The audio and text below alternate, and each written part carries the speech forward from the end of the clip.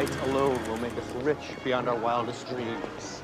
Welcome to the Disenfranchised Podcast, that podcast about those franchises of one, those films that fancy themselves full-fledged franchises before falling flat on their face after the first film. I'm one of your hosts, Tucker. The boys and I planned on doing a proper episode this week, but I'm going out of town this weekend, Steven's still nipples deep in a move across town, and Brett's computer just shit itself. So this week, we're going to recycle one of my favorite video game-themed episodes that we've ever done.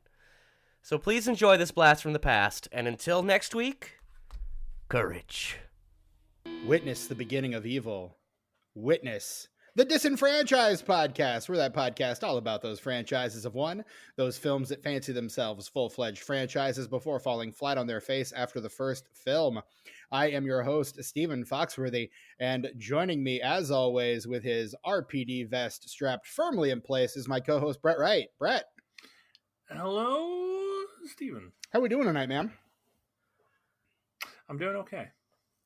I hope so. Okay. I hope so. We're going to talk about a lot of good stuff tonight.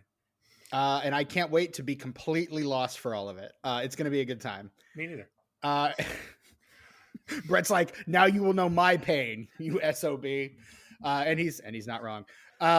And also joining us, our new third co-host. You're starting to get used to him now, I hope. It's our good buddy Tucker. Tucker, how's it going? Hello, Steven. How we doing tonight, buddy? Doing great. Really, Good. really great. So look, we just came off of a theme month that kind of put Brett a little out of his element, and for a couple of reasons, we're gonna put Brett back in his element. Look, October was a weird time for the Disenfranchised Podcast. This past October was a weird time for us for various reasons, and so we've decided we need a mulligan. We're calling a mulligan. So we are doing our second Spooky-thon of the third season. This is Spooky-thon Part 2. And so we have another month of horror movies that are coming at you. And we got some really great guests coming, some returning, some new. But to start us off, it's just the three of us on this one. Brett, what movie are we talking about this week? In honor of the new Resident Evil 4 remake coming out, thought it was relevant, and this one's for me. It's Resident Evil Welcome to Raccoon City. 2021's Resident Evil Welcome to Raccoon City, written and directed by Johan Roberts. I hope I'm pronouncing that right.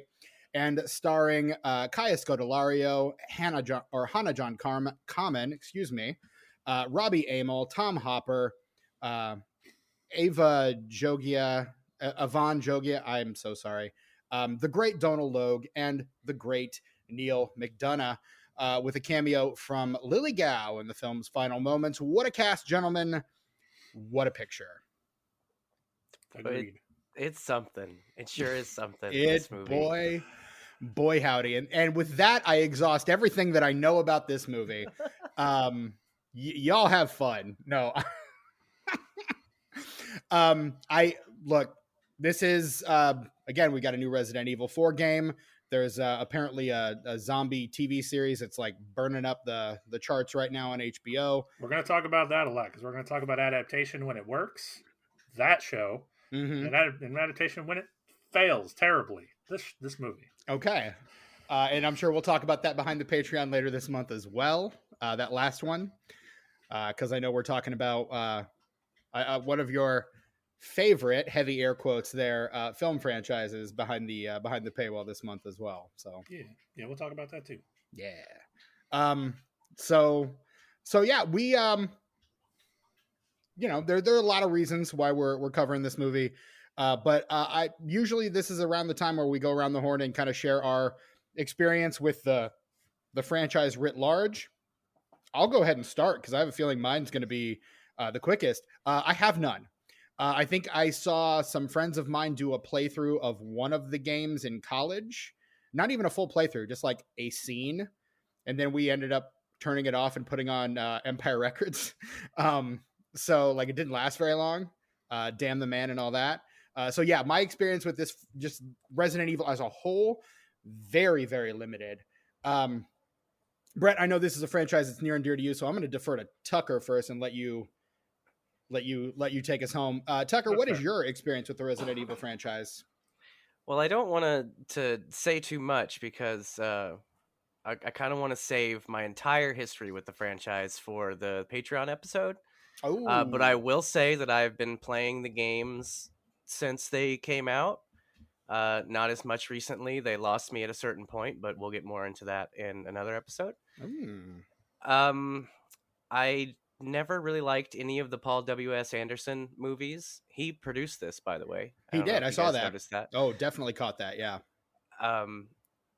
I never like the first one was okay, like it was fun, but after that, I had no interest whatsoever. But this movie, I had a really good time with it. It's not good. It's this is the reverse disclaimer from the Departed episode, and it's look, I know this movie is trash. I get that. You don't have to tell me, but I fucking loved it. So Brett, now it's you. Well, and before Brett, before I pass the mic over to you, I do Tucker did tease something, and so I'll just go. We'll front load it. This month behind the paywall, patreon.com/disenfranchpod. We're having kind of an unofficial Resident Evil month behind the paywall. So we've got at the $3 level, we've got an episode of Unenfranchised covering Resident Evil: The Final Chapter from 2017. And at the $5 level, we've got an Oops All Video Game Corner episode about the entire Resident Evil franchise. So if you are a Resident Evil fan and you are not a patron, now is your time, friends. Patreon.com/disenfranchpod for all your Resident Evil needs. Brett, what is your history with this franchise? Very extensive. Lay it on me, man. Which just, I mean, just like you, Tucker, like I'll get into it deeper on the Patreon episode, but same, I've been playing them since they came out. Like before Director's Cut, like the very first release. And I played every single one except for 6, because 6 is long and bad And stupid and very stupid. Don't pull punches, guys. Please tell us how you really feel. Oh, it's the worst. Just you wait for the Patreon episode. I'll get into how much I hate 6. I can't wait. I am going to have so much fun listening to you guys explain Resident Evil to me. It's going to be like a reverse Oops All Christianity corner. You guys are going to be explaining to me why this thing is great. We just unfortunately don't have anything for you to watch and reference and ask questions unless you like, here's 50 hours of Resident Evil gameplay. Go watch all this. And God bless you for thinking I have that kind of time. God, no. Nobody does. I'm sure there's some lonely soul out there who does, but it's not me. No, it's definitely not somebody as old as me. But yeah, so yeah, I've been playing it from the beginning. I saw all the movies against my better judgment. I've read the books. God, what else have I done? I even played the Game Boy game, Resident Evil Gaiden. Did you ever play the deck building game? Yes, I did. Oh wow, that's really fun. It's a real bitch to set up and tear down, but boy, is it worth it. It is, and it unfortunately got lost in the shuffle along many moves, and I don't have it anymore. That thing's so expensive now. It is so expensive because not only is it out of print, the company that printed it isn't even in business anymore. So, and I'm so mad because I never got a copy. Yeah, it's real good though. It is real good. I enjoyed it a lot. Yeah, I'm sure if Brett still had it, he would have loaned you his copy too, Tucker. Yeah, I totally. Who I'm gonna play it with? I mean, whenever you're in town, we could play it. I'm into that, yeah. Which is honestly, I'm surprised they haven't made more board games out of that franchise. I don't really know why they haven't. It's made for it. It is, yeah. I don't know why. But yeah, so I don't know, man. For a brief period, I actually wanted to go into genetics because of this franchise. Wow. You wanted to be the Umbrella Corporation. I wanted to know more about how the human body worked and how I can corrupt it in terrible ways. How to make dog zombies. I mean, really, isn't that what we're all after? Right. Isn't It that is. what we all want, really, at the end of the day? Yeah. Absolutely. Yeah, no, and until the lore got too convoluted, I used to know it inside and out. I had the like lore books that they released. Wait, Brett, you dug into the lore of a thing that you love? Yeah, I know, right? Weird, huh? That's so unlike you. It is. Let's be honest. But really, like, if you want to hear something crazy, this is maybe one of the first things I dug into the lore the most. This was like the first time. This was the first thing that I really became obsessed with and dug into the lore about. Brett, is it safe to say that the Resident Evil franchise is your favorite video game franchise? I think that's safe to say. Yeah. Okay. It's pretty solid. All right. I mean, given the way that you were talking about, given honestly how long you've wanted to talk about this movie, I kind of got that impression. So, yeah, well, I mean, wanted to talk about this movie is a stretch. I mean, wanted, in the same way that is a large word. In the same way that you wanted to talk about World War Z, because this is a movie that you were going to have a lot to say about. Now, Brett, did you see this movie in theaters, or was this your first watch through of this movie? No, this came out during the not during the plague times. Late 21 is when this came out. Around plague time. So like, I did. This was a Thanksgiving release, as I recall. Yeah, I still was not ready to go to a theater yet. Fair enough. So I did catch it on demand. Okay. I paid my premium $20 to watch this. Damn. What now? At the end of the day, Brett, do you feel that $20 was well spent? I have conflicting feelings. Okay. I would expect nothing less. Which we'll get into, really, because that's my problem with this movie. Is if you're not a fan of the franchise, God help you. Hey, hi, it's me. I'm the problem. Yeah, I have to imagine you gave this at most half a star. No, I did give it a little more than that. Not much more, but a little more than that. Well, that's fantastic. I'm surprised because I mean, look, Kaya Scodelario gives it a full star all on her own, and I think Neil McDonough's presence is worth at least another half star. I'll agree with and that. You know what? Let's do half star for Kaya, half star for Neil, half star for Donal Logue, who is the best part of anything he's in. I fucking love Donal Logue. I'll do a Donal Logue sidebar later. Yeah, and we'll get into the changes they made to his character and why they're bad. Sure. Or boring. Really more boring than anything. They took a really nuanced take on, how monsters aren't just mutated, creations and are actually, humans too. They took that sort of nuanced character and turned him into generic, angry police chief number 4. Well, I mean, and that's, if there is one thing that I think the zombie genre as a whole has given to us, and honestly, this dates all the way back to Mary Shelley as well. It's the monster isn't the horror so much as it's the people. Like, that's what George Romero was doing in Night of the Living Dead. That's what Mary Shelley was doing in Frankenstein. The monster is not the monster, it's the titular Frankenstein. It's the doctor who made him. Like, that's the real monster. That's the real horror there. And I think that's one thing that I think the zombie genre as a whole historically has done really well. When it's done well, I think that's the basic premise that it's operating under. And when you start to get away from that, it starts to be less effective, I think, personally. No, I'd agree. I'd agree for sure. So it makes it even worse that they took that commentary from the games and just stripped it right out for the movie. Right. I mean, and that strikes me as something that is particularly damning, I think, in a lot of the adaptations that we do tend to get, is you get this adaptation of a thing, but it completely misses the point of the thing it's adapting. We talked about that a little bit when we talked about Zack Snyder's Watchmen. Like, how do you do an adaptation that on paper is so faithful while completely missing the point of what you're doing? And that, from what you're telling me, that seems to be what this movie is on its face. Yes and no. Oh. Because the problem with this movie is it almost has a Watchmen problem. It tries to give us too much fan service. I hate, and if there's one thing that's going to turn me off to a movie, it's fan service. You know that. I mean, don't get me wrong. Whoever did the production design for this movie like the costume design, the set design, all that. They are absolutely fans of this video game franchise. Like That's who you should have went and given your $20 to, Brett. yeah, Because that's who was really carrying this movie. Like, absolutely it Well, was. look, he gives his $20. They get a cut. Like they get residuals. They get paid as a result. Yeah. I hope. Yeah. I don't know how that pay structure works, but I hope they're getting residuals off of that. Oh, a whole 3 cents. I'm sure they got that.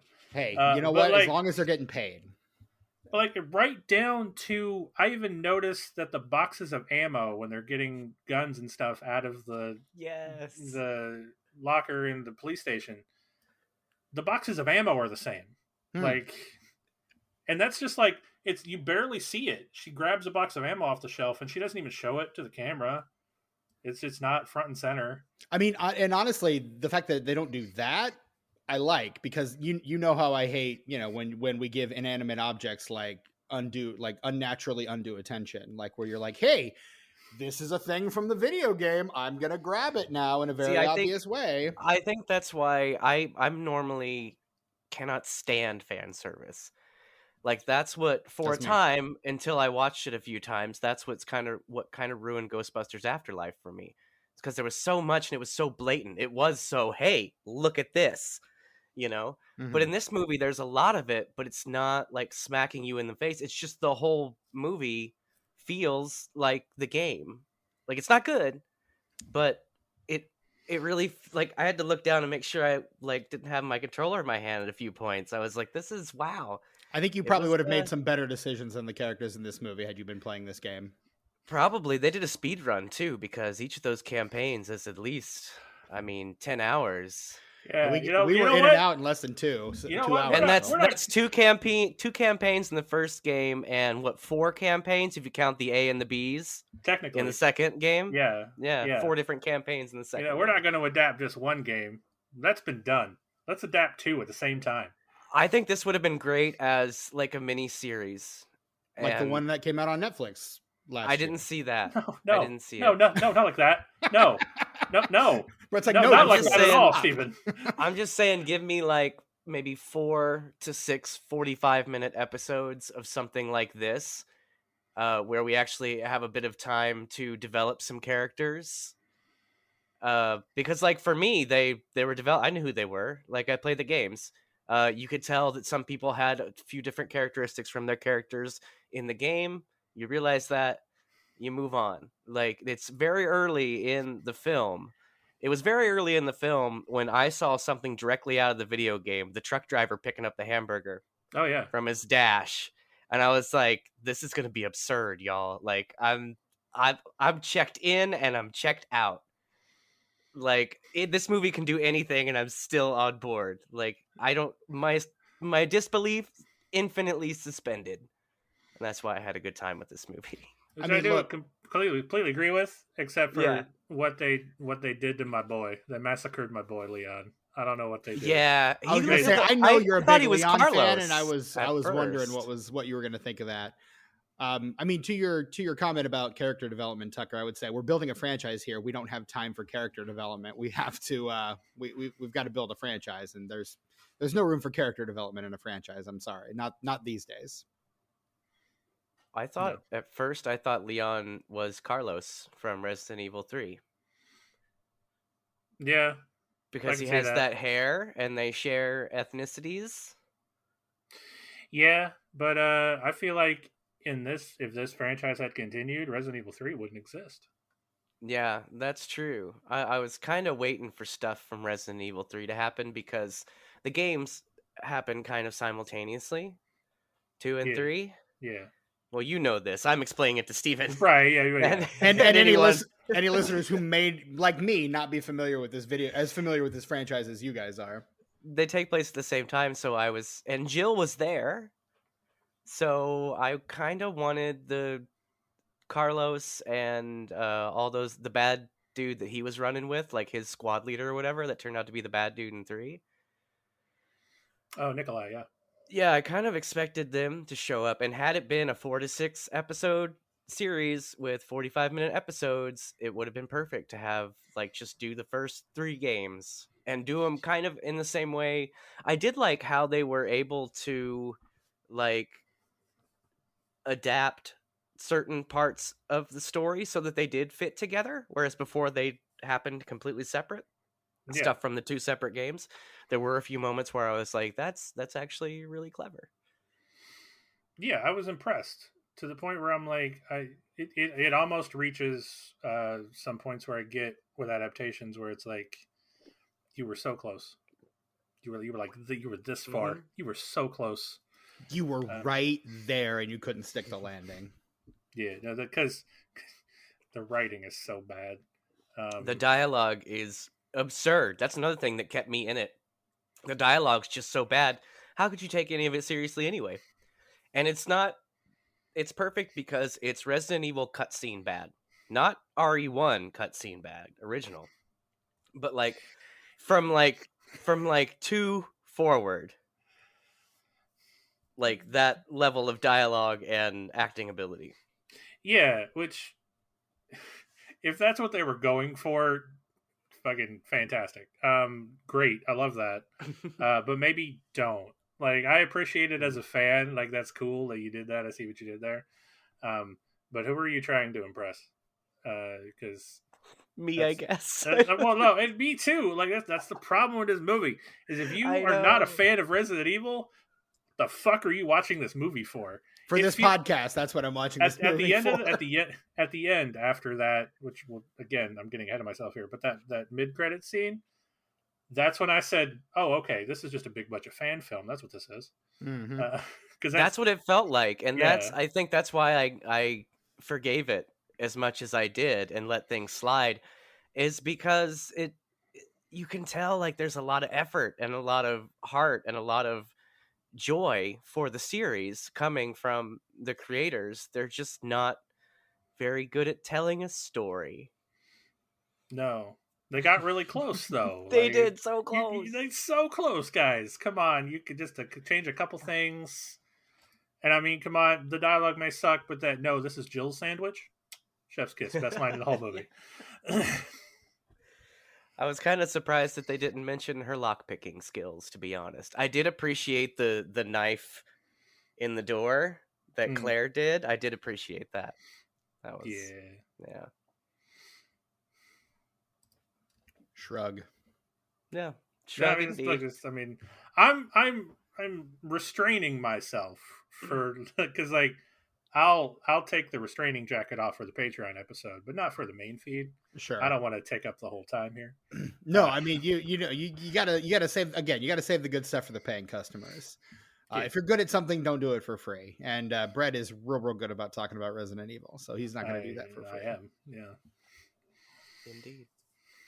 So should we do the plot, you guys? Let's go ahead and get into the plot. Let's do the plot of this movie in 60 seconds in a little segment that we call The Plot in 60 Seconds. This is the part of the show where we, your hosts, do recount the plot of Resident Evil Welcome to Raccoon City 2021 in 60 seconds or less. The Coin of Justice still packed, still have not unpacked. I should probably find the box that's in sooner rather than later. What'd you guys do last week? We flipped a quarter. Tucker had a quarter that we flipped. Oh, okay. All right, well, the dies are turned. All right, so we're back to the die of justice, which we're coining the die that Brett has been using. Brett will assign each of us 2 numbers on the die, and then he will roll it, and whoever it lands on will recount the plot of Resident Evil Welcome to Raccoon City in 60 seconds or let. Brett, what numbers are you assigning to which of us? Well, this format seems to continues to work. So, it works against me, but definitely works for you guys. So. Well, no, I mean, I will assign in terms of assigning numbers in order of how much we care about this movie. Touche. So 1 and 2 for you, Steven. Hey. 3 and 4 for you, Tucker. 5 and 6 for me, because I love it the most. Okay. I really hope that Steven gets it. I know you do. Look, I have gotten it like I've gotten it like the last 3 weeks, so odds are in your favor that I will. I'm really praying I don't, but again, Justice hates me these days, so I'm just going to accept it. Which one am I? And look at that. You're safe, Steven. That's a 5. That's Brett. I get to do it. Okay, good. I get to do it, yeah. Probably the best man to do it. Honestly, I agree. No. You are. Yeah. No, don't. You got this. You got this. I will put 60 seconds on the clock for you, my friend, because I care about you that much. I mean, it won't be that bad. I'll just recount the plot of the first 2 video games. And that'll cover it, really. Yeah. I mean, you'd hope so, but yeah. All right, sir. We have 60 seconds on the clock. Your time. I will give you again, as I always do, the 30 and the 10-second warnings. Your time. She starts right now. All right. So Claire is returning to Raccoon City after running away, growing up in the orphanage there in town. She gets back into town looking for her brother. And some shit's going down. Umbrella's leaving the town, which is a weird choice. And zombies are happening, maybe. Then we cut over and meet the are they the Stars team? It's never mentioned. They might just be regular cops. We don't really know. 30 seconds. And then shit goes downhill from there. Some stuff happens at the police station. There's a body up at the mansion. Alpha team has to go save Bravo team, just like the games. Wesker betrays the team. Birkin mutates. His daughter's there. Leon and Claire seconds. make it to. They all get on a train, and the place blows up. And Birkin somehow mutates twice, but not 4 times. Like that is time. That is time. I think it was Stars because It was on their Office. Patches. It was on the patches on their Oh, okay, arms. got it. I'm just saying The Office gave me vibes from The Office in the remake. It did, yeah, but they never specifically mentioned it. And also that scene where they're first introduced in the diner felt more like they were just cops. Right. Yeah, because they were messing with Leon, and yeah. I thought it said Stark because I saw like the acronym on the patch, and I was like, does that say Stark? And then I looked a little closer. No, it's Stars. I don't know what that is, so I had to Google that. Special Tactics and Rescue Squad. And now that is a thing that I know.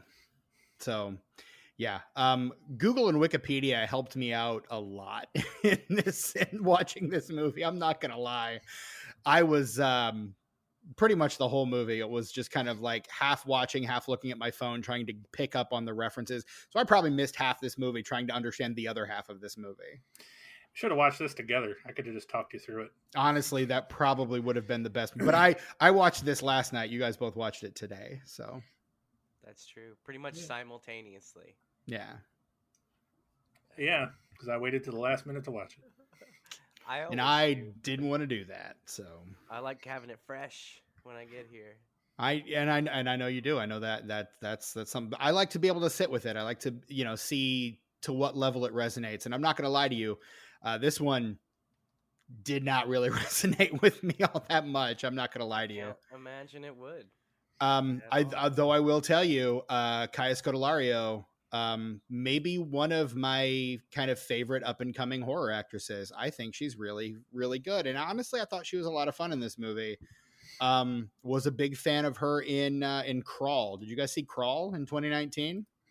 I did not. It's a Alexander Aja alligator in the basement movie, produced by Sam Raimi and starring her and Barry Pepper as a father and daughter who are trapped in a basement with an alligator in the middle of a flood. And I got to tell you, that movie fucking rules. I had a good time. I had a good time with Crawl. Crawl was a good time. This movie, not as good a time. But I have some appreciation for Kaya Scodelario. That movie rips. You guys should check it out for sure. Like I had a good time with that movie. I thought she was really good in it. Apparently she was in the Maze Runner movies, which is not a franchise that I've seen. She's also apparently in Extremely Wicked, Shockingly Evil and Vile, a movie that my girlfriend has seen and said was pretty good. So I did not see that. The Ted Bundy movie. She's also in Clash of the Titans and Wuthering Heights and Moon, the Duncan Jones movie Moon. If you guys have seen Moon. Did not see it. I You will say her hair looks great in this movie. And no, I haven't seen Moon. With the Sam Rockwell. Sam Rockwell and Creep of the Month, Kevin Spacey. Oh, wait, I have seen that movie. It's good. It's good. Yeah. I have not, but I love Sam Rockwell. You would probably dig Moon. It's pretty much a character study of his character, and it's kind of good. It sounds really rad. Plus, it's David Bowie's son directing a movie, and what's not so. We will actually cover a Duncan Jones movie on this podcast when we get to Warcraft. Oh boy, I can't wait. Oh, for I can that tell. one. I can tell. You're gonna have a blast. We're all gonna have a blast. We're all gonna love it. Yay! I probably won't love it. I'm not gonna I ain't lie. loving shit. I can't imagine I'll enjoy it even remotely. Brett, that honestly, that quote could probably go on your creator page or your tombstone or something you'll be remembered for all time. I ain't loving shit. What a great quote. No, you do actually love a lot. In fact, you give me shit for all the shit I don't love. So yeah, that's true. You need to love more stuff and stop being so critical of things. That's what I say. Heaven forbid I be critical about the art I consume. Why not both? I submit. Why not both? Tucker, why not be critical of everything and also love everything? What a calming influence between the two of us you are, Tucker. Yeah, you're the balance. I'm one extreme. I'm like love shit more than criticize it. Steven's like criticize shit more than love it. And you're just like, what? Come on, man. I'm just like criticize shit, but love the shit that you find to be good, and that's kind of where I'm at. And I do love movies. Just the premise of this podcast means that we tend to cover more movies that I'm less inclined to love as ones I am. So, and I feel like over time, if you go back, I have gone into movies I thought were going to suck and love them, and I don't know how many times that's actually happened for you. I could maybe count it on like 2 fingers. I don't know if it's happened that few times. There have been times where I've been like, I don't know about this one, and I've gone and going, well, that was a blast. Like, I know Speed Racer was one of those kind of like, I don't know about this. And I fucking loved Speed Racer. I'd say that about Popeye, but the first time I watched Popeye, that was true. But by the time we ended up covering it on this podcast, I was an unabashed lover of Popeye. I will continue to be an unabashed lover of Popeye. That movie, God, I love Popeye. You sure do. You sure do. And one day when we get, 2,000 patrons, we will take a disenfranchised trip to Malta and visit the Popeye Village in Malta. We'll record a podcast at the Popeye Village. Yep, 100%. That sounds really rad. Doesn't it just? Yeah. You can get married at Popeye Village, actually. But I don't want to marry either of you guys. No, I don't want to marry either of you guys either. But if either of you had someone you wanted to marry, you could marry them at Popeye Village. I thought you meant while we were there to record the podcast, we would get married. No, we should all get married to each other. That would be great. No, I don't think so, man. Think of the tax write-off, Tucker. Think of the tax write-off. Man, I already got a kid, so it's cool. I mean, I get money. That's true. You do. That is pretty much the plot of I Now Pronounce You Chuck and Larry, though. Let's be honest. I literally just described the plot of I Now Pronounce You Chuck and Larry. You did it. You wrote it again. Thank you, Steven. Like that movie needed to be rewritten. Some would say it did. I don't know. I'm less sure. But Resident Evil, welcome to Raccoon City. No, Kaya Scodelario, wonderful actress. I think she's a lot of fun. And I want to see her do more things. Maybe more things that are less like this. I don't know. She's pretty good, Claire. I think she's one of the best parts of this movie. Don't get me wrong, but I would like her to find a franchise that she can flourish in, rather than something like this that kind of just falls out of the gate. Yeah, I agree. But her as Claire in this movie leaves a little to be desired. I think she does the badass side of Claire very well. But never gets. Is there more to that character? There is. There's tons more to that character. Not that you would know, Steven. That's why I'm asking. Come on. I'm setting you up, Brad. I'm setting you up. Explain it to me. Explain it to me like I'm 5. She has her own game in the series, man. Code Veronica is all Claire. I didn't know that. Reference in this movie. What the fuck? I know. That was so out of left field. I was like, are you seriously showing me the cutscene from Code Veronica right now? Never didn't expect that to happen. No. But for the listener at home, I don't know what any of this means. It's okay. One day, Steven, maybe when you're old enough. I am expecting you to explain all of this to me on the Oops All Video Game Corner episode for this month, because I am so fucking lost right now. You know, if we all had time and weren't like adults or whatever, we would have a disenfranchised Twitch channel, and we'd just play through all the games, and Steven would just be there with us as we played through them. You know what? I can see that being a thing that would that a handful of people would probably really like. Yeah.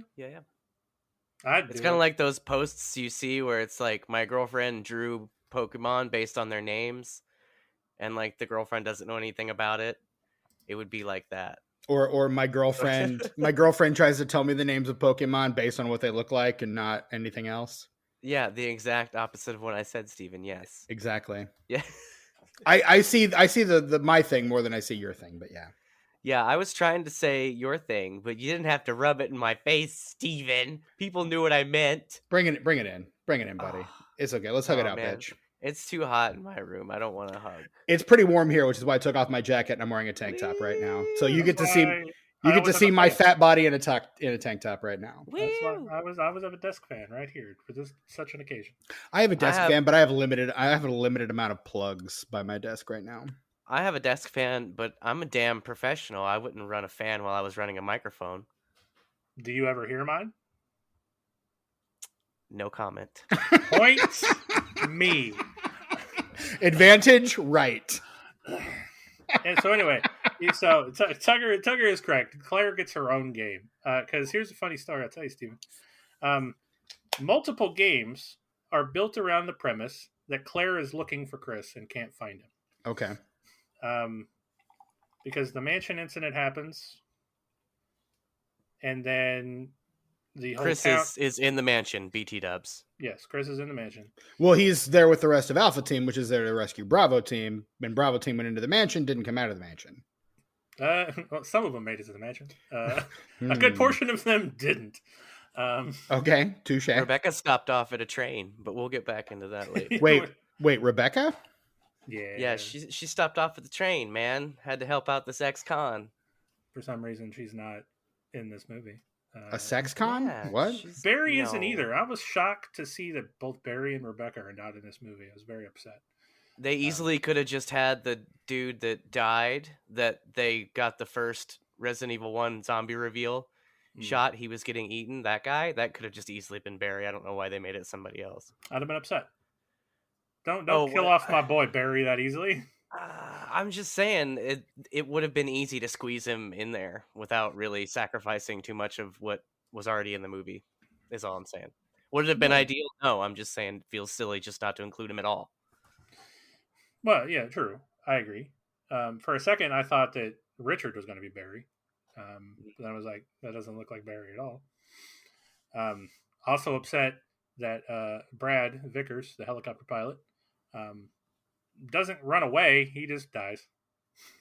Yeah, what happened there? I think crashes into the side of the building, right? Yeah. So I need you guys to help me with this memory, because I was going to rewind, but I knew you guys would be able to help me. There's this song that was in this movie, thankfully, very, very briefly. It's probably my least favorite song of all time, and it's called "What's Up" by Four Non Blondes. I fucking love that song. Yeah, that song. Ooh, man, I hate that song. Does it make you cry sometimes when you're lying in bed just to get it all out what's in your head? Steven, I know where you live. Does it make you feel a little peculiar? Actually, you don't know where I live now because I just moved out of state. I could find out real easy, I'll bet. You probably could, yeah. Look, if you asked me, I'd probably just tell you. Let's be honest. I hate that song so much, and it came on very briefly. They didn't even get to like any of the super annoying parts. And for like maybe 5 seconds, but like I got so mad because when I heard that song, and I didn't really black out, I just wasn't paying attention. Did like a zombie come to the window or something and get him? Yep, it did. Yeah, and then he flew. Okay, because then the next time he flew the helicopter into the mansion, when she should have flown it into the police station. Look, Even he's though flying it into a building. Okay, just take I'm what you mixing can up the get. references. I'm saying I'm mixing up my references, but if I'm gonna get a helicopter in a building in a Resident Evil movie, I want it to be a police helicopter into the police station. Well, Steven has actually kind of nailed it. I think that's what that's supposed to be a reference to. They didn't have a Yeah, way to I know. shoehorn it into crashing into the police station, so they crashed it into the mansion. Right.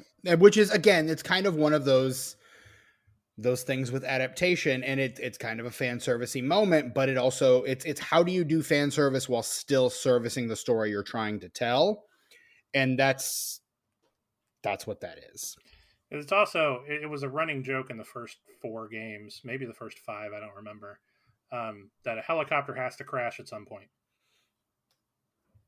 Okay. So yeah, you don't know why. Sometimes multiple ones. If we had gotten sequels to this movie, there would have been multiple helicopter crashes into multiple buildings, is what you're telling me. One would assume. Okay. Yeah. I would hope so. I was really disappointed that they didn't include the when you knock the dude off the platform with the shipping container. I wanted to see that. We get because to they see... did the first boss fight perfectly. They have to it was save down something in for like the sequel, kind of like Tucker. the boiler room and stuff. That's like what I said. I hate fan service. But this movie, I was really getting into it because like when he first meets the dude with the eyeballs on his shoulder, the doctor that jabs himself, which they really destroyed the character of his wife. She's such a bigger deal. She's a doctor in the game, and Annette she's just gets kind no of love this in this lady. movie. Yeah. But anyway, that first boss fight, that's in the movie, and it's perfect. Like you're just running around like and turn around and shooting him as much as you can, and just like running and running and running, and just that scene, it felt a lot like the actual boss battle, which I think is why someone like you, Steven, who's never played these games, like I can't understand how anyone who hasn't played these games would have any interest in this whatsoever. And I think that's both a blessing and a curse, because you kind of want to appeal to a wide audience. Well, I think it's pretty clear that this is a movie that is made for fans of the game. And if you're not a fan of the game, I don't think this movie really does the due diligence it needs to do to bring in a new audience. It's really going at, I think what it's trying to, Brett, based on what you've told me about the Paul W.S. Anderson films, and again, I've never seen any of those movies. I'm strictly going entirely based on what you've told me. Those films are not really true to the spirit of the games or to anything in the games, really.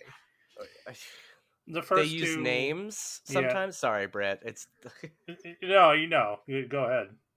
They just use the names and some of the locations. Like the story is completely different. It does its own thing the entire time.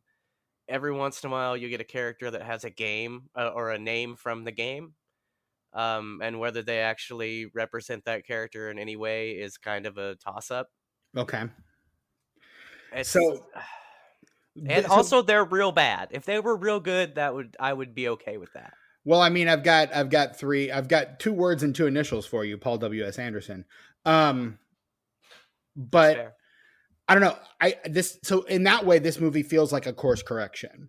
Like if we're going to reboot the Resident Evil franchise, like that franchise was too successful for too long to try to do something other than what that franchise was doing until it had run its course. And it officially finished in 2017. We got the final chapter. One of the few movies where final chapter is in the header, and it actually ended up being the final chapter. They meaned it. They meaned it. They meant it this time. Right. Like the final Nightmare was not the last was not the last Nightmare on Elm Street movie. Friday the 13th, the final chapter, was the 4th movie in that long running franchise. So like this is kind of a franchise where they meant it when they put final chapter in the heading. But then with all that said, so again, that being said, this movie feels then like a course correction in the other direction. Like, let's make a movie that is so true to the video games and, with so much fan service for the people that felt betrayed by what Paul W.S. Anderson was doing. But again, it feels, based on what you're telling me, it feels all very surface level. It doesn't feel like it actually gets into the story in a way that is meaningful and resonant with what the games are trying to do. Am I wrong? Does that vibe with what you're telling? This is what I'm hearing based on what you guys are telling me. I think for me, they overcorrected a bit. And I think there are instances in this film, like I said, with certain scenes really feeling like certain parts of the game, uh, that work, and they work really well. And you can tell that the filmmakers have a lot of love for this series, and that they put a lot of effort into this. Just unfortunately, they did not have the raw talent to pull it off and appeal to anyone other than someone who is intimately familiar with the story of the first 2.5 games. Yeah, and I do agree with your point, Stephen. I think it's all surface level stuff that I don't know. The fact that Paul W.S. Anderson produced this movie feels more like a slap in the face, really. Like, okay, you dumb fans, here's your fan service movie. Leave me the fuck alone. But I think was he a producer or was he an executive producer? Because there is a difference in He those was two roles. executive produced by. Executive producer is kind of one of those in title only sort of roles where you don't have to do anything, but your name attached to it gets other people who actually have money to pony up money. Like So Christopher Nolan on the Man of Steel. exactly. Or like Steven Spielberg on pretty much all of the other Anything. Amblin movies Yeah. in the 80s, right? Like his involvement gets other people interested and involved. So Paul W.S. Anderson, I guess, is kind of that bridge between the two. Like, don't worry, Paul W.S. Anderson is still kind of involved, but it's a name only kind of thing, and he's collecting a paycheck. Don't worry about it. He's getting money off this movie, but he doesn't have any kind of creative input into it whatsoever. All right. Well, I stand corrected. Either way. Word. I still feel like this is a course correction and too far in the other direction. No, I mean, and then again, I feel that like that's really what it feels. Again, based solely on the conversations that you and I have had about this franchise, Brett, which are minimal. I wouldn't say that you've really gone too deep on this. I know that you don't like the Paul W.S. Anderson movies, but yeah, this feels like a step too far in the other direction. Really, like it's fan service, which fan service tends to be surface level stuff anyway. It doesn't really, if you're worried about like playing nice with the fans, you're not really worried about getting too deep into story.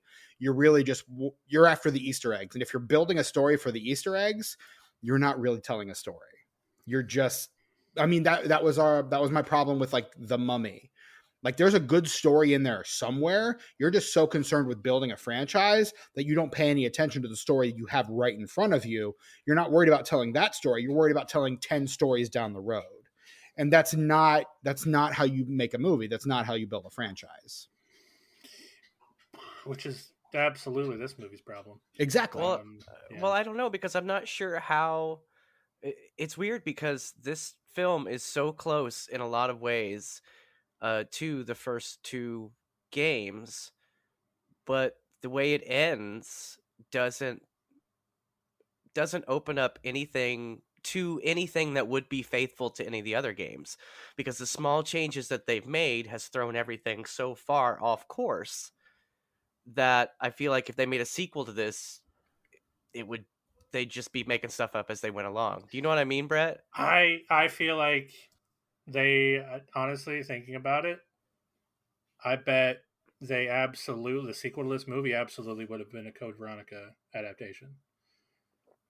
Because the twins in the video are from the orphanage. Mm-hmm. Claire would maybe want to go find them. The whole video's in there. Can I stop you a second and say that whole video's in there with the dragonfly and the ants? The entire cutscene is in. I lost my mind so many times in this movie, and that was one of them. I was like, I haven't seen that in like 15 years. I forgot about that. The attention to detail. It's amazing. All of it completely lost on me. Yeah, of course. Yeah, no, that's fine. Because again, this movie is not made for someone like myself. This movie is made for people like you guys who are intimately familiar with this franchise. But that's kind of there are some times where the fan service stuff is universal, because like making the Ashford twins orphans from the orphanage, The general audience goes, okay, those are twins from the orphanage. Meanwhile, the fans are freaking the fuck out inside because, oh my god, this is an entire cutscene from Code Veronica. That's when it works. The joke about this is Jill's sandwich. That's a funny line that, you know, the general public might find funny. They might not. I don't know. It's just a line. But for fans, great. We loved it. It's hilarious. Best line in the whole movie. There just needed to be more of that. Fan service is great when it's buried and hidden behind stuff that the general populace can get behind. Not just, hey, let's say each other's names over and over again. Because my name's Jill Valentine. Did you hear it? My name's Jill Valentine. Wink, wink. My name is Jill Valentine. You know, from the games, you know? You know, from the video games. You know, from TV. Yeah, that's me. I'm Resident Evil's Jill Valentine. And welcome to Jackass. Wait, no, sorry. Wrong. Sorry. The amount of times that they mentioned Leon's name is... God, so many times. Well, I think, honestly, it's because he looks so much like Carlos. Like, you got to remind people, like, this is Leon, you're not like, Carlos. this is not Carlos. We promise. I know he acts just like Carlos, but he's not Carlos. But like I mentioned earlier, though, talking about Leon, Jesus Christ, they massacred my boy. Yeah, they sure did. Did Leon, you? He's such a buffoon in this at certain Yeah. points. It's the exact opposite of how he is in the games. He doesn't. He's a rookie cop, sure, but see, in the video game universe, Umbrella is in charge of this entire town and never leaves. It's a city. That's why it's called Raccoon City. I don't know why they made it like this small little, like, basically a mining town. Like, it's just. It really feels like one of those small towns where there's only like one business that's kind of keeping the entire town afloat. Whereas, I mean, honestly, it would probably be more like, we're all from Indianapolis. It would probably be more like an Eli Lilly situation where there's one major like pharmaceutical company in the town that does a lot of national business, but there are a lot of other businesses and a lot of other corporations there as well. Well, and what I thought was weird is they keep describing it as a small town. And the wide shots, like when they pull out and show the whole town, it looks like a small town. But then you have locations like the orphanage, which was 1-to-1 perfect from the game. Looks just like it does in the games. Looks like a toy store. And so does what it looks like in the games. Okay. Shot for shot, man. Let me tell you. No, I believe in you. the orphanage. And so does the police station. And if you're wondering, Steven, why the police station looks like that, it's because it used to be a museum. Okay. Yeah. But see, you have those two locations, which are clearly locations from a rather old, but a big city. Mm-hmm. But what are they doing in this little tiny town? Dang it, you guys are making me not like this movie. Let's stop talking about it so I can still enjoy it. Nope. Strap in. Strap in. I'm not done yet. So the reason that Leon is sent to Raccoon City is because he's like top of his class rookie. Like he's sent to this. He's sent to Raccoon City because it's a very like prestigious position to get on the police force. So he doesn't accidentally shoot his partner because of his ineptitude? Fuck no. I can't imagine Leon would. No. Like Leon is your stereotypical, at least from Resident Evil 4 onward. He is definitely your stereotypical cocky, quipping action hero. Okay. Who, I mean, after Resident Evil 2, he gets recruited by the U.S. government to like personal detail for the president. After the events of Resident Evil 6, when the president gets infected and dies, and that entire city goes down, he becomes this grizzled, day drinking, I'm over this shit type of character, which is like my favorite Leon. Leon Prime. Yeah, I mean, I know this was a favorite character of yours, Brett, because I don't know if you remember this, but way back in the early days of our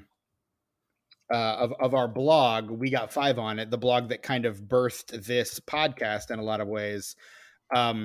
We did a top 5 characters you'd want on your side to combat a zombie apocalypse, and one of yours was Leon. So I knew this was a character that you really liked, that you really loved, but I couldn't figure out why based on this movie.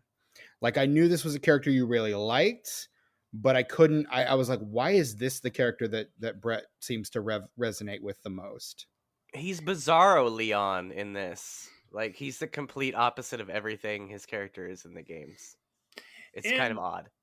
And this is a thing you do sometimes, Stephen, where you extrapolate how much I love something just because I included it on a list once. I don't. Of all the characters in this franchise, he's the one you include, though. Yes. I can't get it. We'll get into why on the Patreon. That's way too long for me to explain. Sure. Because my favorite character in the entire franchise is Barry Burton. And the reason I didn't, I'll at least say this, the reason I didn't include him, because he's got a family and he doesn't want to deal with this shit. That's a very clear part of his character in the first game. He gets blackmailed to betray the team with Wesker because his kids. Okay. They're going to kill his kids. So he goes along with betraying the team. He regrets it, becomes a hero at the end. And then we don't ever see him again, unless you get the secret ending of 3, where he rescues Jill and Carlos. Okay. But that's not in the remake, so that's questionable canon at this point. But so yeah, that's why. Because otherwise, I would have included Barry, but I didn't because he's got a family and he doesn't need to deal with that. Touche. Meanwhile, Leon has survived like 5 different outbreaks, and just still kicks ass every time. I mean, that could be said about Chris as well. Chris is way too much of a bro. The dude punches boulders, Tucker. He's kind of OP. He's a little OP, yeah. Yeah, I can't really get behind a boulder punching guy. He's a I'm big surprised dude. they didn't make a joke about in this movie. The boulder punching is kind of like a meme even in the games now. Yes. But no, I can get into why I didn't include other characters on that list in the Patreon. I have my reasons. Sure, I don't doubt it. So Leon isn't my favorite. Okay. He's up there. He's probably top 5. Okay. But your favorite character they didn't even include in this movie, so. No.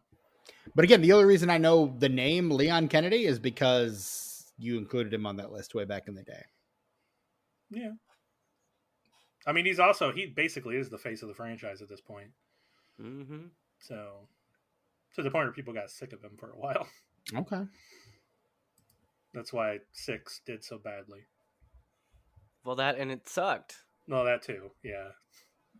So there's that as well. Resident Evil 6 is the most Resident Evil of any Resident Evil game, and that's not a good thing. No. They went too far. They did. They really did. Much like this movie and its fan service. Let's steer it back. You just gotta, you gotta do fan service better. And I mean, yeah, but again, I'm generally speaking, I'm not a big fan of fan service. So like, I always kind of get a little like, when I see it, if it's not done like subtly, if it's not kind of one of those things that's hidden, but if I can tell that's what you're trying to do, like, it's not going to work on me. I don't know. Maybe I'm weird, but I mean, well, in this movie's case, did you even know when something was fan service or not?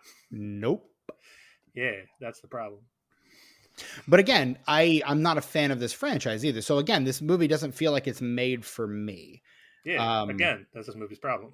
Right. So like, it doesn't really do anything to bring me on board as a non-fan of this franchise, but it seems to irk people like yourselves who actually are fans of this franchise. So there feels like there needs to be a balance. The right balance is somewhere in the middle. If I'm being honest, I would much rather have something like this than any of the previous films. I'd watch 7 of these before I'd watch 7 of the Paul W.S. Anderson ones. No, yeah, hard agree. Because those, they're so boring, and who cares? And it's just a vehicle for him to show off how hot his wife is. Like, it's really all it is. Which I fair, mean, but also touche. Like, would that we all had that problem? What a problem to have. So Brett, I mentioned earlier the 2022 Netflix series, the Resident Evil series. Okay, and that's what I want to get into is what about that? Like, I mean, does this still rate as the best adaptation of the Resident Evil games, even Yes. compared to the series. Yes. And what was it Wait. about the series that was so egregious? I have to interject. I am so sorry. Mm. This is not the best adaptation of the video game put on screen or put on film. That would be the Japanese commercial for Resident Evil 2, directed by George Romero himself. Well, sure. Yes. Okay, let's count film and television then. Let's not include commercials. Who also wrote a script for the original Resident Evil movie. Which was pretty good. Let's see if we It can was find really that. good, Let's see if we actually. can find that and record that as a bonus Yes, episode sometime. I would yes, love to. let's way I would into love that to. because it's really, really good, and I think it would have been a lot like this movie in that it kind of got the feeling and the look of a lot of places right, but you would have had George back there making sure that the story made sense. Right. You know, Yeah, but here's the funny thing about that, though, Tucker. He wrote a script based on a video game series about zombies, right? They told him it had too much zombies in it. yeah, I know it's a damn shame we never got George Romero's Resident Evil, and I've been feeling real bad about it ever since the 90s. Yeah. Much like, honestly, I'll agree with your point a minute ago. I would love to have 7 of these over 7 of the other ones. Because as much as this movie is not good, I still wanted to see where they were going with it. Mm-hmm. I still got excited about seeing Ada in the post credit scene. I did too. Is she? This may sound a little off, but is she Asian in the game? Yeah, she is. Is she? I mean, her name is That's Ada Wong. weird. I was going to say her last I name is an understand Asian that, name, but right? I do not recall her character model from the original game because I never played the original Resident Evil 3. I've only seen people play it a few times. I don't recall her character model from that, but her character model in the remake looks like an ex-girlfriend of mine, and she's not Asian. I think it's less apparent in the remake, maybe. I don't know. I think they Weird. did maybe move away from her appearing too Asian at one point, or at least in the more recent games. Because especially in 6, they really kind of downplay it. I mean, I keep coming back to 6 for some fucking reason. But It clearly made an impression. and it wasn't a good one, but it still made an impression. Yeah, I don't know. Because, I mean, in the original Resident Evil 4, like, she's wearing a very, like, Chinese-inspired dress design, or, like, Japanese-Chinese dress design that is meant to invoke, that she's Asian. I'm looking at photos right now. And it's weird now that I know that she's Asian. She does look kind of Asian. Why do I feel so racist with this line of inquiry? I was going to I don't say. mean to. I don't mean to. It's just I was so shocked at that. I mean, there had been other race swaps in the film, which is fine. Oh, yeah. It's just it just hit me at that moment where I was like, her name's Ada Wong, but she never appeared Asian to me in the games. I just thought that was weird. No. Weird, subconsciously racist sidebar. I apologize, guys. How It's dare fine. you? Sorry. Look, I've been there on this podcast. Honestly, haven't we all at this point? I think so, yeah. I mean, welcome, Tucker. This is, I guess, your initiation, but ooh.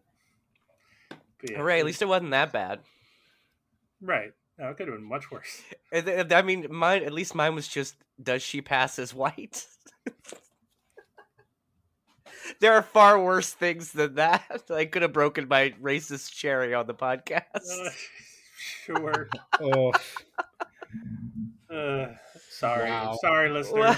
I apologize. God, for I'm separating sorry. the podcast. God, am I ever sorry? Look, we're just 3 middle-aged cis white dudes. We're just a bunch of cishet white dudes. We're idiots. Look, we're just a it's bunch not of boys. fine. We're just a bunch of boys trying to be better, man. Like go on this journey with me, okay? All right, like some of us were raised in Indiana, so we have to All of us yeah, were raised you in know. Indiana. certain things that we have to get past. Our to be redneck good past human is beings. nipping at our Yes. heels, in the immortal words of Ben Yes. Folds. Yes. Indeed it is. So anyway, I'll see Anyway. myself out. Bye, guys. Bye, Tucker. It's been great having you as a third co-host on this podcast for a little while. Tucker, I got to ask you about the post-credit scene, though. How did you feel about Ada handing him his sunglasses? Did you also roll your eyes so hard out of your head? I simultaneously had my mind blown and my eyes rolled into the back of my head at the same time.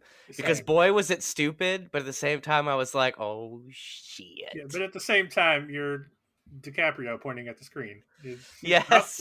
I know that. Yes. That was one of the instances where it was a little in your face. But for me, most of the film, it was just about the atmosphere and the set design and the costumes and even some of the props. And I thought it was really cool how they kind of made it. It just looked like the game, man. It really, really did. Even the lighting, especially for Resident Evil 2, the lighting looked like Resident Evil 2. I thought it was really cool. So something we haven't touched on, two things. One, I actually loved the introduction of the liquor. The way that you can't see it on the ceiling, but you see the lights flickering. You saw the lights, yes. That was actually really fucking cool. That was real, real cool. And Lisa Trevor in this movie. Lisa Trevor of all people. She was the lady in the orphanage, right? Yeah, the one with the bag on her head. Yeah.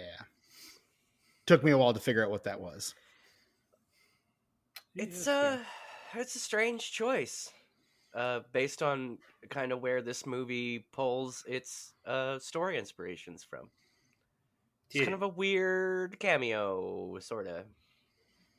Yeah, especially the fact that she's coherent and talks and is Claire's friend. To give you some backstory, Stephen, because I'm sure you're wondering. I can see the look on your face that says, "Please tell me more." Always. So in the games, she's the daughter of one of the the mansion's architect, who just decides to submit her to all sorts of testing at Umbrella. She is injected with literally everything: the T virus, the G virus, the Nemesis parasite, everything. She is the first one to be experimented on in each one of those things. But she somehow manages to survive and just becomes a mutated monster that skulks around the mansion and in the caverns underneath it. She doesn't talk. She just sort of wails. Okay. That's about it, really. She's scary. You can't kill her. She just sort of stalks around. Can she kill you? Oh, absolutely she can. Okay. That seems a little unfair, but all right. She's kind of like the Mr. X or the Nemesis of the game. Kind of. Character that kind of pops up and follows you around for a while until you can wriggle away. Yeah. Fool them. Head them off at the pass and all that. Stephen, you don't have to keep shrugging. We know you don't know what this is. Look, the listener at home can't see it. This is just which makes it worse. This is entirely for your benefit. Do you want me to start going? I could do that. I can start making noises. You could just not react at all. Okay. There's that too. Stephen Foxworthy smiling politely. So who was I recently replayed the remake of 2 and 3, but most of these games I haven't played in a really long time, especially the first two. Mm-hmm. Was the guy in the jail cell, the guy that was on the videotape, was he the reporter guy from the second one? Yes, he was. Okay. I was making sure that's who they were, because he kind of suffers the same fate as that guy. But I had to look him up to make sure he wasn't the asshole guy from the Evil Dead remake. The guy that literally causes everything terrible to happen and then blames it on someone else. He's like he that looked guy. Identical. He's like that guy if he were a cartoon. Is this guy? Yeah. I mean, that guy is kind of a cartoon anyway, but yeah. Yeah, it's he does get the same fate. Although his fate in the movie not as gruesome as his fates in the video game, depending on which one you see. Nope. Yep. The worst one being in the remake, where it just crushes his skull. Yes. You see his eyeball pop out of his head. Yeah, no, he's the reporter that exposes everything. Which I thought was cool. That was a cool inclusion. But that scene solidified Leon's character as like, I hate this guy. Because you compare the scene of their banter in the movie to the scene of their banter in the game originally, and Leon's like, well, fine, I'll just leave you in there. Like, if you don't tell me anything, I'm just going to leave you in there. Like, why do I care about what you have to say? Leon's such a goober in this movie. Yeah, whereas in this movie, like, he lets him get a hold of his gun. My question is, why didn't he just shoot that zombie in the jail cell with him instead of standing there looking ahead, but knowing that the guy's getting up to bite him? There were a lot of instances in this film where people did things that weren't just stupid; they didn't make any sense. And that was one of them. It feels to me like that is what they're substituting for character development. Like, we're going to make this character who's actually really savvy and really smart in the games, we're going to make him a fucking idiot so that we can make him maybe seem like less of a fucking idiot at the end of the movie. And that's what passes, and I use heavy air quotes when I say passes, for character development in this movie. Again, we're building a franchise here. We don't have time for character development. You have to kind of come in knowing who these characters are, and if we diverge in any way, it's only so we can try to make some sort of change to make them seem like they're more dynamic than they might be otherwise. And that feels like what they're trying to do with Leon. Like, we need kind of a character that who kind of feels like an idiot, kind of as an audience surrogate character who's kind of figuring all this out, like, with the audience. And it feels like that's what they're trying to do with Leon, except Leon's not our POV character, so it doesn't really work. It kind of falls apart in a lot of ways based on that. We don't really even have a POV character in this movie. Not really. Yeah, I feel like it's supposed to be Claire, but they really kind of abandoned that about halfway through the movie. Yeah. And again, at the end of the movie, I'm sitting there thinking, like, okay, Sherry's there, but why do we care that Sherry's there? I legitimately, at one point, I looked away from the screen to, like, Google something. I looked up and I'm like, who's that kid? And there she is. I couldn't figure out who that kid, like, who the fuck is that kid? Well, the reason, I mean, she's so important in the game. You spend like most of the third act of Claire's campaign in the second one, just keeping her alive. Yeah, which made it, like, I kept expecting Claire to be the one to show up at the end instead of Chris to fight with Birkin. Mm-hmm. So that way she could, like, rescue Sherry and, like, that would have made a little bit of sense. Yeah, but no, Chris showed up and they have to pay off this Birkin was his surrogate dad thing that they only talked about maybe in one line earlier. Yeah. Like, there's a lot of, like, half-baked storylines here that just never get fleshed out. And at the end of the movie, I was just like, why do I care about any of these? If I hadn't played the games and knew who these characters were, why do I care about any of them? You know what? Why do you need good character development or a cohesive story if you've got Leon with a rocket launcher at the end? I mean, look. Because where does it come from in the game? I guess she throws it to you, doesn't she? Yeah, Ada throws it to you, yeah. He just has a rocket launcher, and it's pretty much, that's kind of how it happens in the game. He's like, oh crap, I guess I have this rocket launcher now. Bang! Right, which is how you have to end the game, is you have to blow up the final creature with a rocket launcher. That's the rules. Yeah. Well, there are a lot of things in this movie that I feel like they kind of skipped a whole bunch of and moved forward in the story without really spending too much time on, that I thought was okay.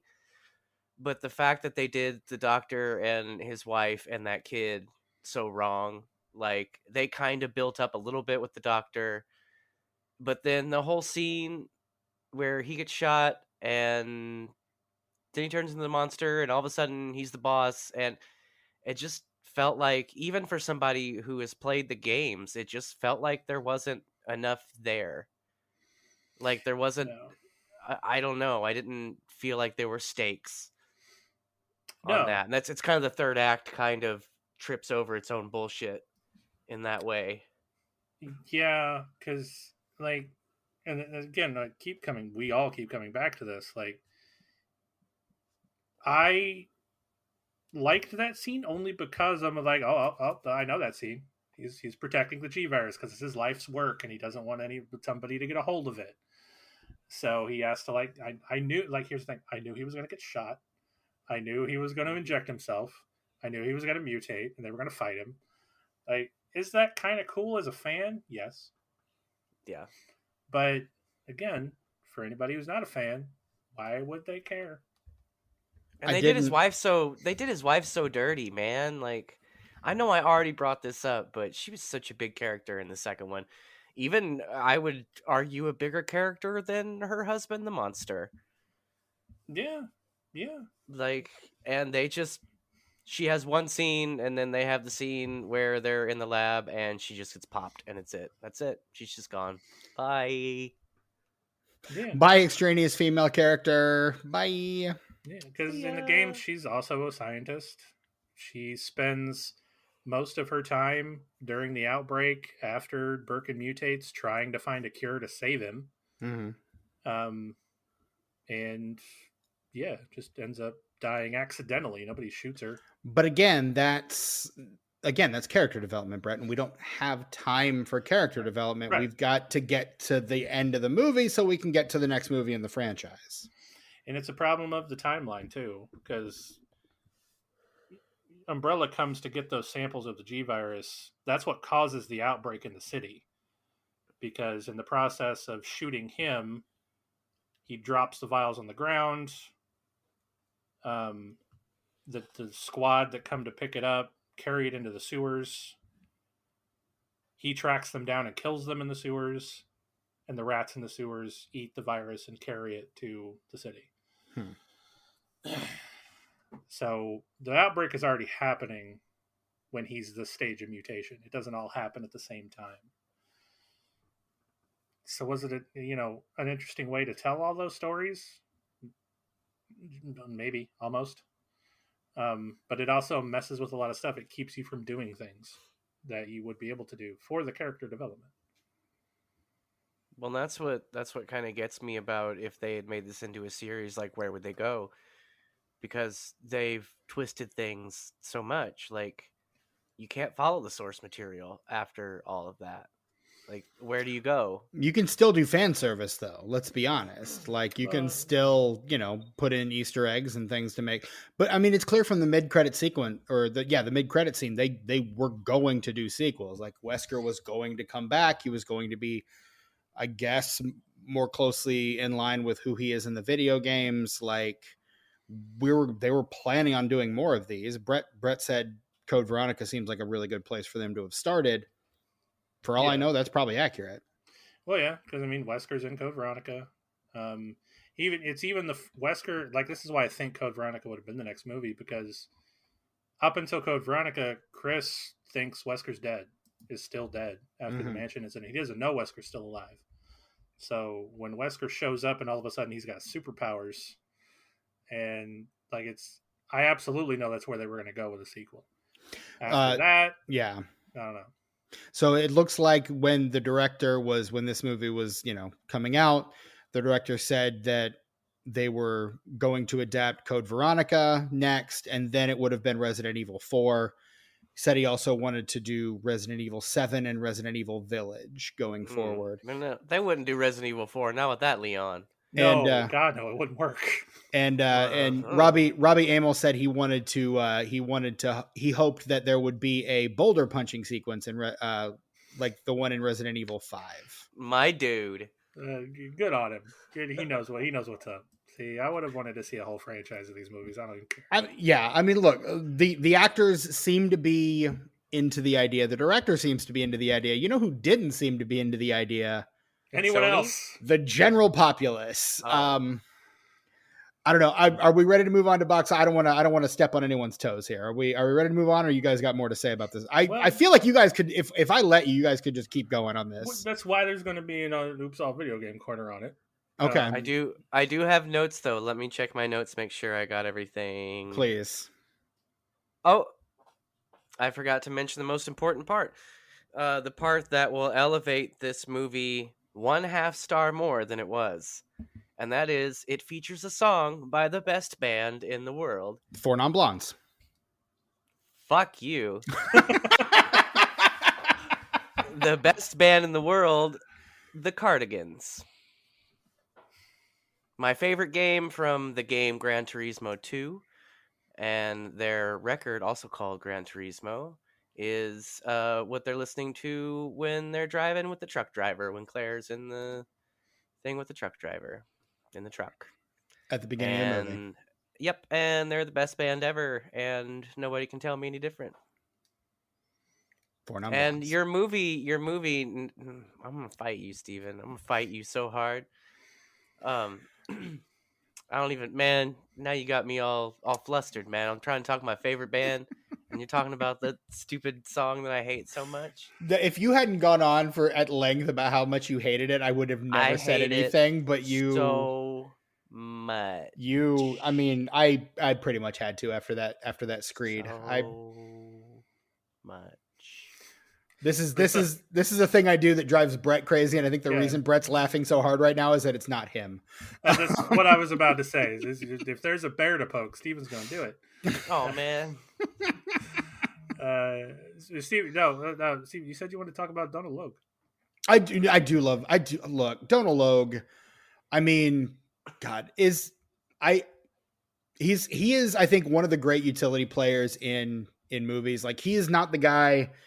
Unless your movie is the Tao of Steve, you're not going to get him to lead your movie. But he is going to be like such a great utility player. Like, he will just show up for like a scene or two and absolutely fucking kill the game. Like, the best part of the Cloverfield paradox, that really unnecessary and dumb sequel in the Cloverfield franchise, that really wasn't a Cloverfield movie until literally the last second of the movie. But you know, he's incredibly great in like one scene there. In future episode of this podcast, Max Payne, in one of my all-time favorite movies, Zodiac. Yeah. I mean, he just like, and again, he's a perfect example of a comedic actor. He gets his start in comedy, doing comedies, but ends up showing some really decent dramatic chops as well.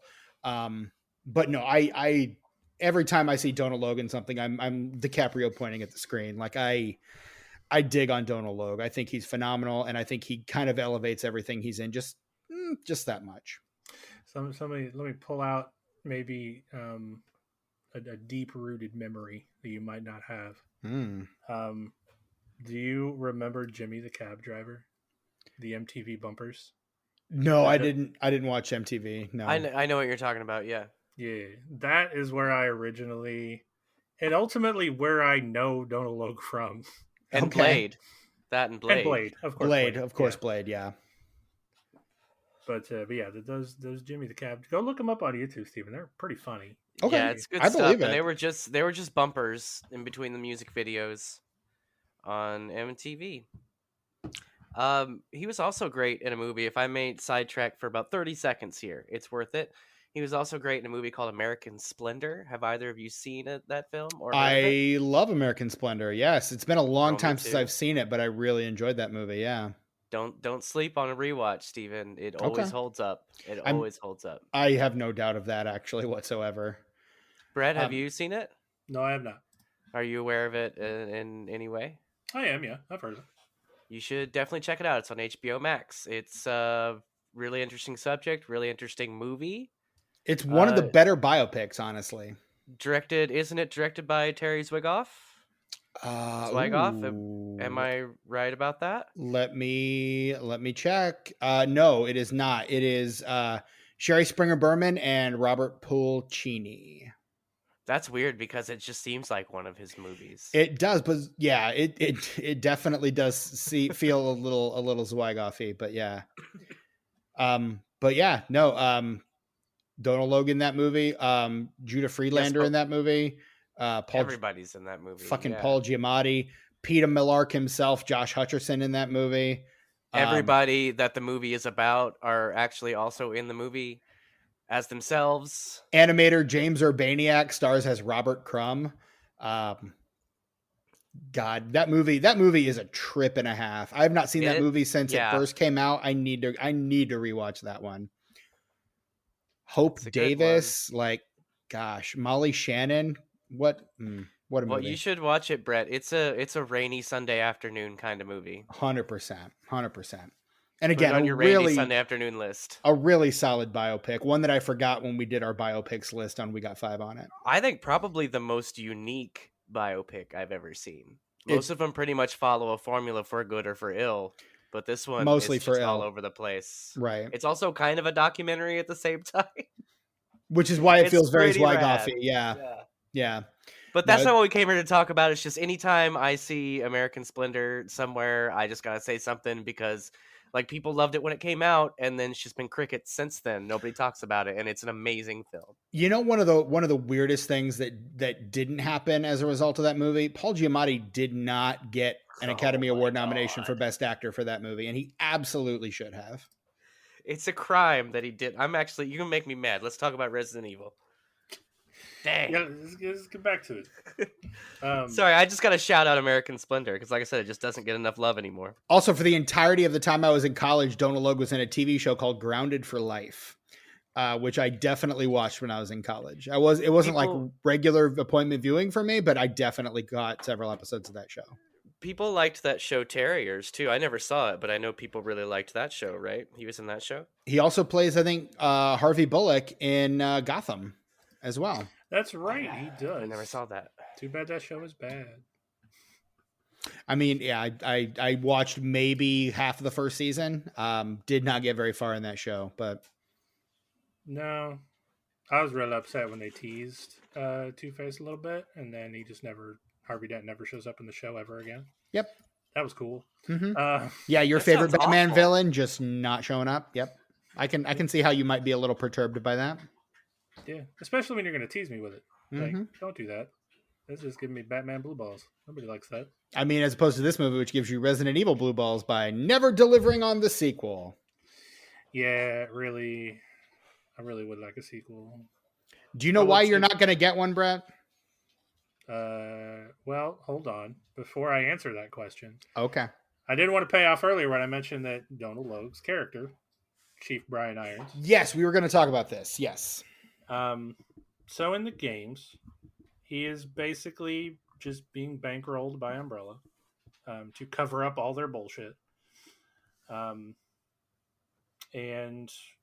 decides when everything's going to shit that he's going to kidnap, rape, and then taxidermy the mayor's daughter.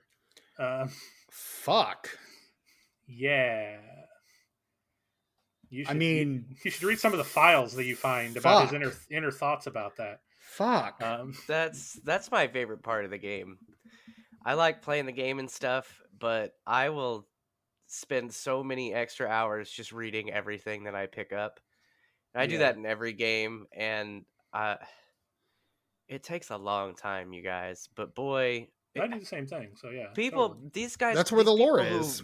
Who write these games? They put a lot of effort into like just a little tiny story. Like you'll pick up a note from one NPC to another that you never hear about or see about again, and it'll be like 2 pages, and there's a whole little story there.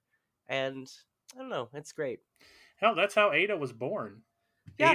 Ada was just a random name in a file you found in the first game, and they just decided to make her a full-ass fleshed character in the sequel. Mm-hmm. I'm playing a game right now that I started playing yesterday called Weird West. I've heard of that. I wanted to play it. It's real good. You should check it out. It's natively a PC game. Of course, I'm playing on Series X. It's essentially the first 2 Fallout games mixed with a twin stick shooter.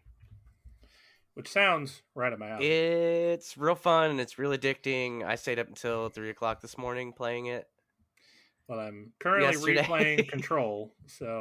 Oh, no! I've been wanting to do that, but I'm going to wait until we're closer to Alan Wake 2 to take that journey. Yeah. But anyway, this game... Well, and Control has a lot of stuff like that, too. Like, so much stuff. So much stuff, yes. I like probably the most out of any game that I've ever played. But Weird West has a lot of stuff that you can pick up. Even newspaper, a different newspaper for each day. You go to different towns, you can read the newspaper and stuff. Read people's diaries and medical logs and stuff. I always find that stuff really interesting because they tend to put a lot of effort into it, and I'd say 75% of gamers just don't even read them. Which is really upsetting. That's what I love most about Control. Like, if you didn't Yeah. read any of those files in Control, you might not have any idea what was going on. You're missing out on a lot, at least. Yeah. But anyway, yeah, so Brian Irons, real big bag of dicks in the video game. I think I prefer what they do with him in this movie, honestly. I don't. He's way more of like that commentary on, you know, humans are also monsters. Like, he gets his comeuppance. He gets torn apart in multiple ways depending on how you play, or who you're playing as. So he gets his. I want to know what happened to his beard when the liquor killed him. His beard disappears. I'm guessing a reshoot. I don't know. Well, he has the beard when the liquor grabs him, but when they do that, they settle on his body for a minute to show you how gross it is. His beard is gone. It probably was. They probably realized they needed an insert shot, and they got him back, but he'd probably already shaved it for another role. So, I mean, it was kind of like what they had to do, but, you know, if it's just for a shot, maybe continuity is not as important, or maybe they decided, oh, we can do it digitally and then didn't. But like Chris Evans had a similar problem for the final post-credit stinger at the end of Avengers when they're in the shawarma restaurant, which is why his hand is in front of his face through that entire scene, because he'd grown a goatee for, I think Snowpiercer or something. Like, he'd already grown that out, so he just kind of had to have his hand in front of his face the whole time, so you didn't see that he'd grown facial hair. I'm just saying, if I noticed it on my first viewing, you fucked up. Because, like, I'll probably notice it on the second or third, but if it's so glaring that I notice it during a movie, I'm having as much fun as I was watching as I was this one. That sentence made no sense, but you know what I mean? Maybe. Then maybe they should have CGI'd a beard on him or something. They weren't afraid to use CGI in this movie, and a lot of it was appropriately bad. To varying degrees of success, yeah, I was about to say. I'd say it was bad, but it fit the film for me. It looked good in the context of the film and how silly and absurd it was, except for when the doctor changes and he's following him and he's talking to them. That looks really, really bad, like some Sci-Fi Channel shit. Agreed. Real bad. The rest of it, like I said, it's bad, but it fits. Well, at the same time, it was kind of cool that he kept mutating throughout that entire scene. That was rad. Yeah, I think for me, like, the actual monster part looked cool and the eyeballs looked cool, but connecting the actor to that digital asset, they did not do a very good job of at all. And honestly, I was upset that it was multiple eyes and not one giant one like it should have been. But, you know. Yeah, I did get really excited when he ripped the thing off the train because I saw that big claw and it made me jump like it does in the game before the fight where you have to knock him off of the shipping container when you're just in that room hanging out, flipping some switches, no big deal. Yeah, and his arm just comes to the roof. He's like, "What's up?" It's real scary. Those games are really scary, Steven. The remake, really scary. The first time I played the remake of 2, when Mr. X first shows up and you realize he's just chasing you. Yes. And he doesn't stop. It gave me such anxiety. I had to stop playing the game for a week. Yes. Oh, wow. Yeah. You have to get far enough away from him, or you have to go. He won't come into the save rooms. That's the only place he won't go is into the save rooms. Right. So you stick around in the save room long enough, and it takes a while, and you'll hear him. You'll hear him just going around and around and around, his big footsteps. Eventually they'll stop, but then you still got that liquor in the hallway that you haven't dealt with yet. So it's like, where are you going to go anyway? Yeah, up the stairs again, I guess. And if you try to kill the liquor, it alerts Mr. X, and here he comes. Yes. And now you're having to deal with him while you're trying to kill his liquor, and you're probably going to die. I hate that when I'm really just trying to do something, and I've got focused. I'm like backtracking. I'm getting this item, and I'm going to this place. I know where I'm going. I know what I'm doing, and all of a sudden, thump, thump, thump, and I'm like, son of a bitch. And the music sting when he opens the door or room you're in, there's that music sting. Like, oh God, I'm gonna have a heart attack. Boy, those games are scary, Steven. They're so scary. I don't get scared like at movies really that much, but I will jump and I will make loud noises out of being startled in at least the first 3 Resident Evil games and Resident Evil 0. I think a lot of the time what startles me the most outside of the stuff that's supposed to startle me is when I'm shooting at one zombie and I don't realize there's one behind me. Yeah, That's how they get you. I get so mad. Those ninja zombies, I get so mad, man. Whoo, boy. Nothing makes me madder than getting chomped on by a ninja zombie sneaking up on me from behind. That's true facts. The worst. Real quick, shout out to the actual card keys.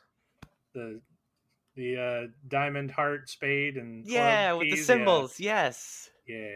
That was cool. I was like, hey, look at that. Shout out to those, yeah. Shout out to Nemi, who almost gave Tucker a heart attack just then by jumping on the back of your chair. That's true. Because we were talking about some scary stuff, you guys. Yeah. And I thought the monster from Resident Evil 2 would put his hand down from Brett's ceiling to grab him and squish his eyeball out. Yeah, it's just a cat. To prove how big of a fan I am, my cat is named after Nemesis from Resident Evil 3. So hey. That's how big of a fan of the series I am. Anyway, I think we can move on now. Other than that segment that we should have been doing from the beginning, but we're just doing it now, so shut up. That's the official name of it. We were trying to figure that out a couple weeks ago. It's fine. We nailed it. We nailed it in one. It's fine. Right? That's all we needed was the shut up part. Shut up. Yeah, we should have been doing this from the beginning, but we're doing it now. That's all that matters, so shut up. That's the official title. All right. Does this deserve a sequel? Are you asking me? I'm asking both of you. Because, yeah. I mean, shit, yeah. How much this movie cost to make? What's the budget on this, Steven? $25 million. That's all? Yep. Well, shit, yeah. I'd take another little... You could shave some off the budget, man. I'd probably be even happier. I'd say the lower the budget, the better these movies are going to get. Get sci-fi on the horn. Yes, slash that budget, get the same people behind the camera. Let's do it. Direct to video, let's do it. I'll watch it. Look, I agree. Yes. Steven? No, I'm good. Yeah, I figured. But no, I absolutely agree. I would love to see more of these movies. I'd watch the shit out of that. Honestly, Tucker's effusive enthusiasm about how good bad this movie was kind of bumped it up by a star. Yay. A whole fucking star. Wow. 1 star, yeah. Yowza. Okay. Just you wait. Just you wait. Good Lord. I shudder to think. Resident Evil: Welcome to Raccoon City came out on November 24th in the year of our Lord 2021. 1900. Good Lord, what's wrong with me? Thanksgiving weekend. It is on a budget of $25 million. It makes right around $17 million domestic. Another 24.9 internationally, so almost makes its budget back internationally. Worldwide box office is $41.9 million. Not enough of a return on investment to really garner a sequel, which is probably why we get the 2022 Netflix series. But there you go, which Brett, you said was bad? Real bad. Okay. Real bad. Okay. It opens against 2 other movies that do significantly better than it.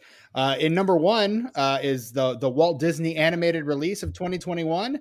During the very brief window when it was out in theaters, it is Encanto. We might talk about Encanto, but Lord knows we don't talk about Bruno.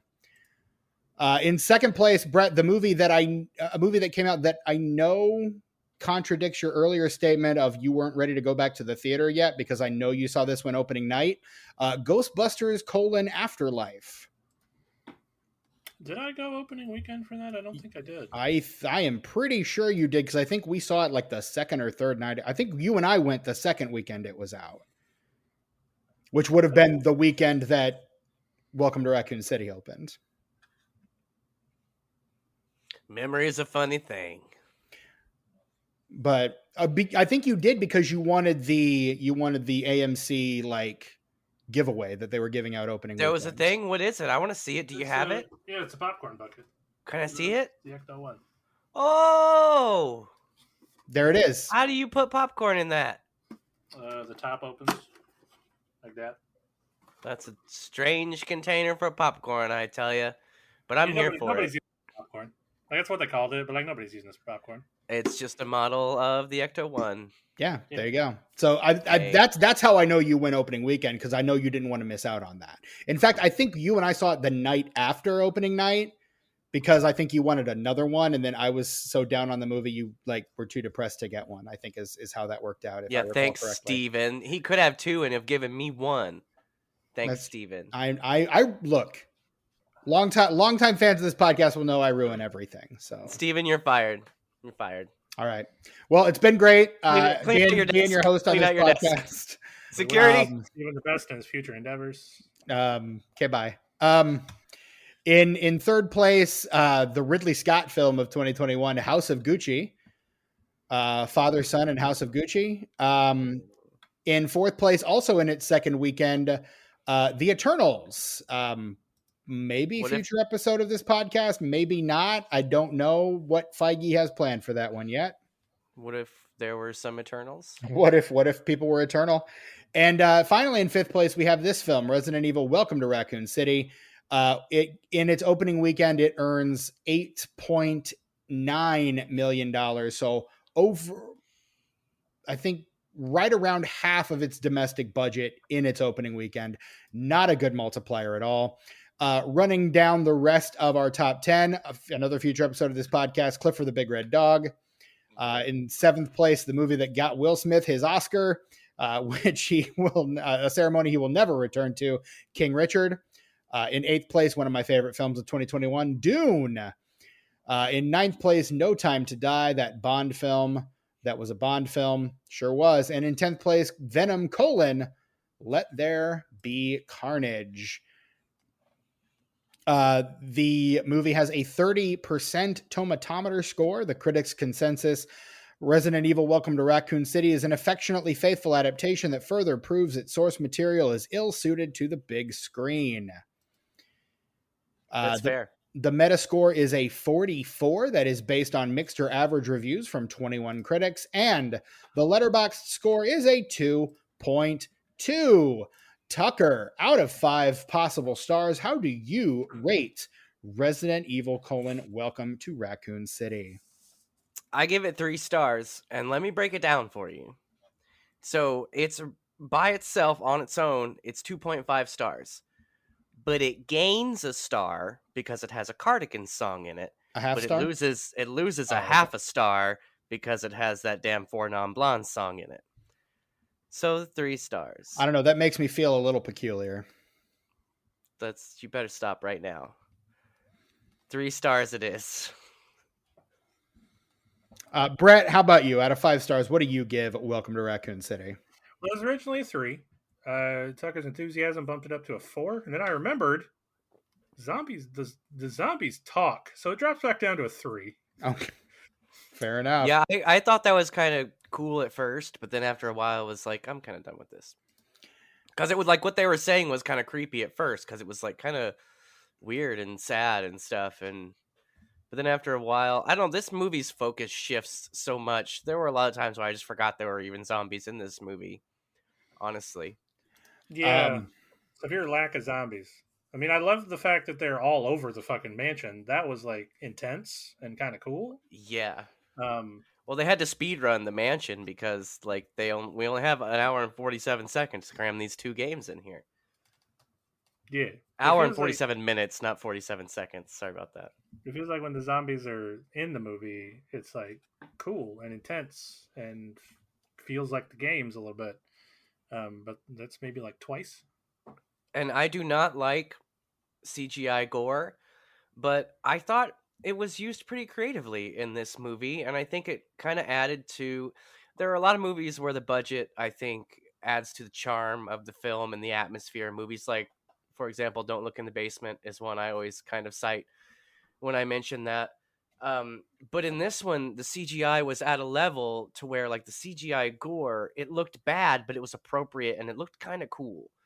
like when they're in the jail and dude gets killed in the jail cell, and Leon, before he pops that other dude, the guy that's lurching and like all the blood's coming from his mouth, like dripping from his beard, that was all CGI and it looked fucking rad. Like I was way into that. It looked really good. I was surprised, but that's where the CGI is hit or miss in this movie. Mm-hmm. Agreed. Anyway, I gave it a 1.5 if we're still interested in what I gave this movie. So, yeah, that's fair. Sure. You know, that tracks. Honestly, that feels higher than I was expecting. So, right? Yeah. I mean, you came in thinking I was only going to give it a half star, and maybe I should have. But again, you got Kaya, you got Donal, you got Neil. 3 actors that I really enjoy. You also got that kid from the Umbrella Academy in it, but you know, he doesn't really, I don't know, he doesn't really sell me in this movie. So, you know, what are you going to do? But yeah, there you go. Any last final words to say about Resident Evil: Welcome to Raccoon City? Itchy tasty. Indeed. Checking my list. Nope. All my notes have been covered. All right. Well, in that case, that is it for our Resident Evil Welcome to Raccoon City episode. And again, if you've been listening to this and you're like, you know what? I love that my guys are talking about Resident Evil. I want more. Then there is no better time for you to be a patron. In addition to all the additional Patreon content that we've got coming up this month, we've got literal hours of content behind that paywall that you can sign up and listen to. Patreon.com/disenfranchpod. That is the number one way for you to support us as a podcast. You can also support us by going to Apple Podcasts, Spotify, wherever you get your podcasts, and leaving us a nice, juicy 5-star rating and review so that we can find a lot more listeners like yourselves. Not a lot of you guys have been doing that. And honestly, it is literally the single best way to support us if you do not want to do so monetarily. So even if you are supporting us monetarily, please, please, please go ahead and give us a rating and review on the podcast. That goes a long way and would really help us out quite a bit. Thank you. Thank you for that. You can also shoot us an email, disenfranchpod@gmail.com. And who knows, if you do, we might read it here on an episode coming up. If you want to see us cover something that you're not sure that we're going to cover, hit us up there, and Lord knows we might actually cover it one of these days. So that is something that could very well happen. You can find us on social media at disenfranchpod. We're there on Twitter, Instagram, and Letterboxd, also Facebook as well. I am your host, Stephen Foxworthy. You can find me on Twitter, Instagram, and Letterboxd, but not Facebook, at Chewy Walrus. Brett, where can we find you on social media these days? You can find me on Letterboxd and Instagram at sus_warlock. Tucker, what about yourself? You can find me exclusively on YouTube at youtube.com/ice909, ICENINE, the number 0 and the number 9. All right. And that is all we've got for this episode. Join us next week as the February Spookython continues. Spookython Mark Dieu.